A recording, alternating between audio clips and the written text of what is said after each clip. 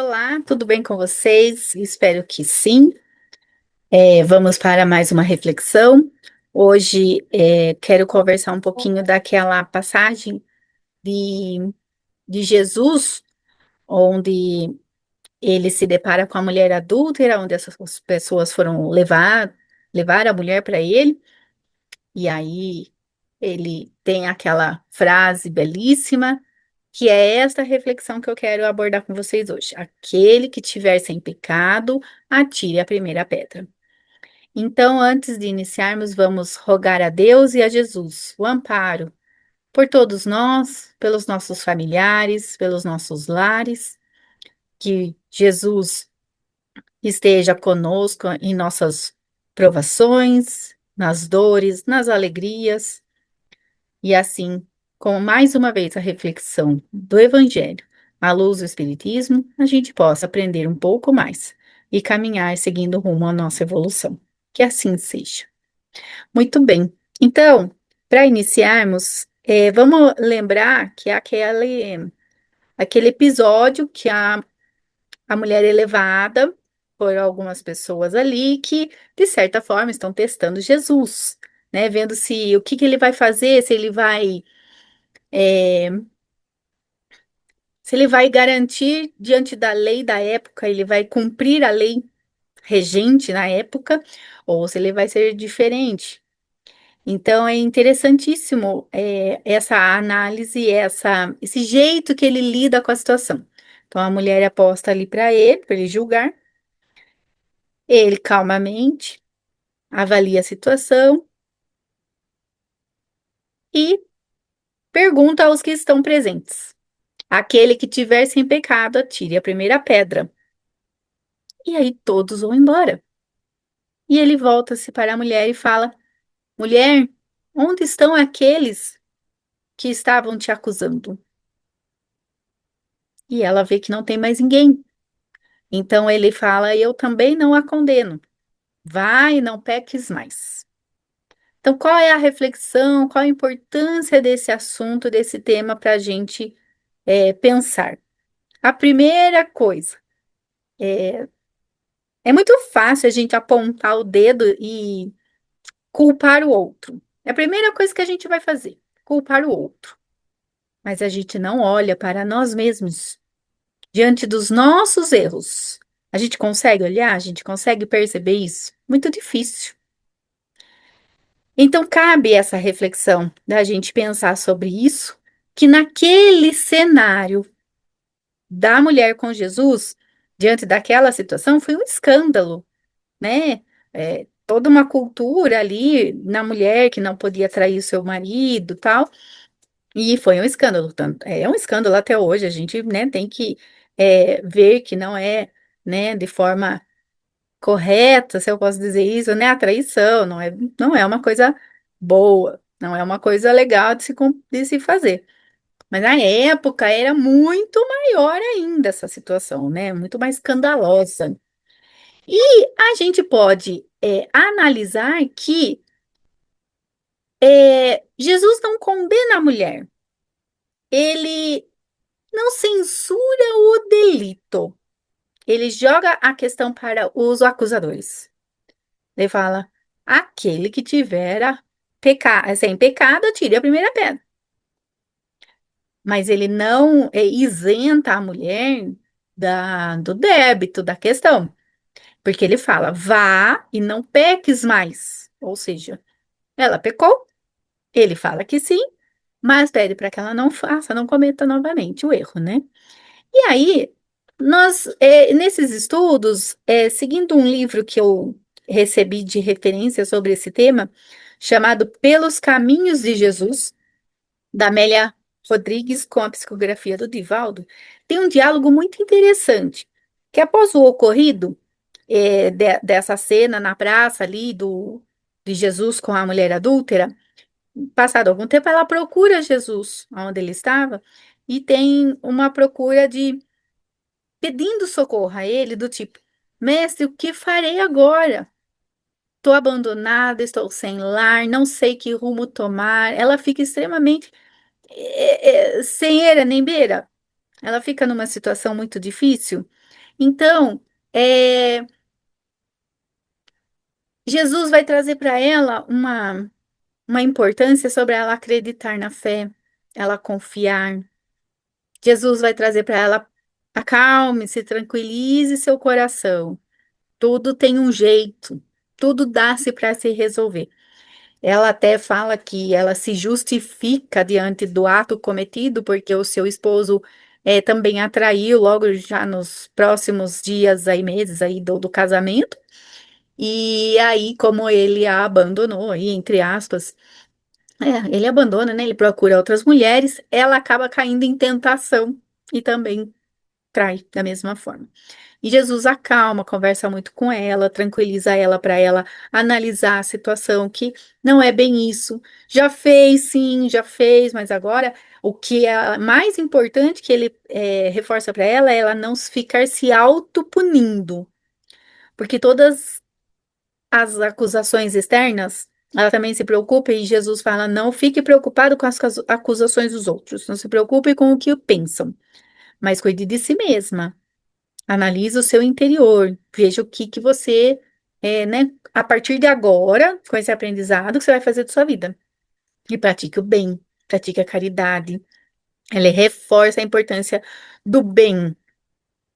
E isso é uma reflexão que Jesus faz a gente analisar, que nós precisamos lidar com as nossas próprias faltas.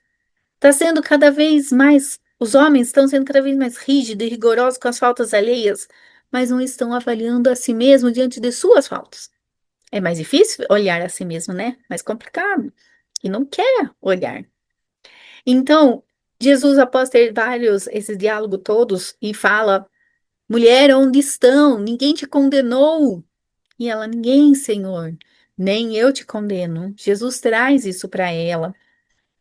E ele demonstra que não há julgamento condenatório na lei divina. Deus não pune, Deus não condena ninguém, mas sim há uma conexão ou uma desconexão com a lei.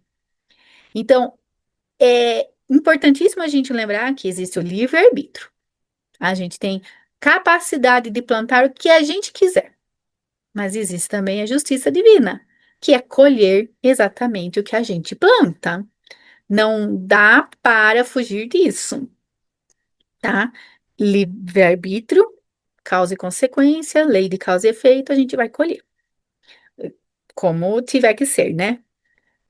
E aí, então, quando Jesus reforça tudo isso para essa mulher, fala para ela não paralisar, para ela seguir em frente, não ficar se vitimizando, nem se lamuriando, se lamentando, e sim se reerguer na sua vida humana, que é cheia de erros e acertos como de todo mundo. E a gente erra, a gente aprende, ou a gente não aprende, erra de novo, conserta, cai e levanta de novo, mas acima de tudo, amar a nós mesmos para poder seguir em frente e seguir rumo a um bem de nós mesmos e dos demais, das pessoas, o bem do próximo, né? E aí, depois, no livro Boa Nova, do Humberto de Campos e do Chico, eu encontrei uma narrativa sobre de João com Jesus, falando sobre essa cena. Logo depois que acontece a cena lá com a mulher, João interroga muito Jesus sobre o que essa mulher deveria pagar pelos próprios erros.